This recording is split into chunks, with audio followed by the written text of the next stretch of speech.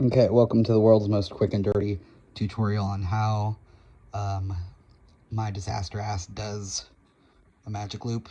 We've got end working. I make well, it's usually big. I make a big loopy with the end yarn just kind of draping over the working yarn like that on top.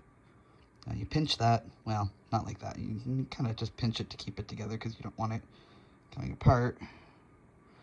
And then you just move the working yarn back here so that like it's going along the side of the loop. And then ignore that end because you want to come up here. And then I, keep pinching it together. So usually they'll be like, oh, like chain like 3 at the beginning if you're doing a double crochet. And so it gets harder if for some reason, to me, if you just chain 3 starting from here. So what I'll do, you get your hook underneath the loopy, and you hook the working yarn. Still pinching very carefully to make sure none of this comes apart.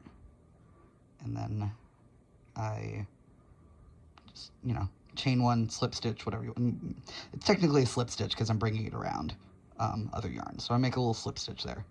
So now that's nice and secure. And I can just go from there. I can do my chain. That's my, first double crochet. And then you basically just,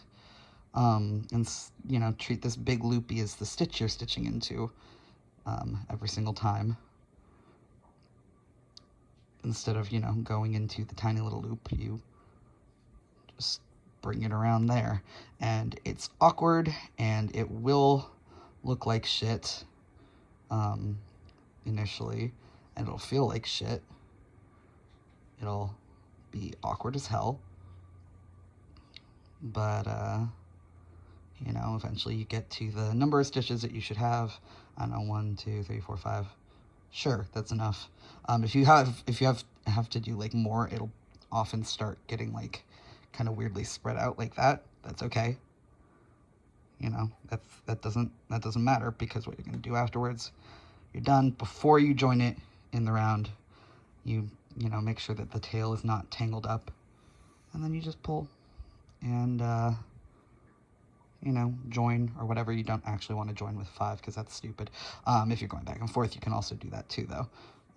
And then just, turn from there.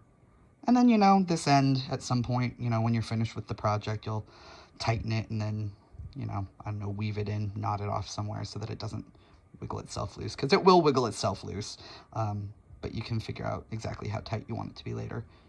And that is how, you see, you still got this little bump down here from that first slip stitch, but like, it's so much easier to do that slip stitch before you start doing your chain, because otherwise it just feels like it's starting to come apart, And that is how I do a magic loop.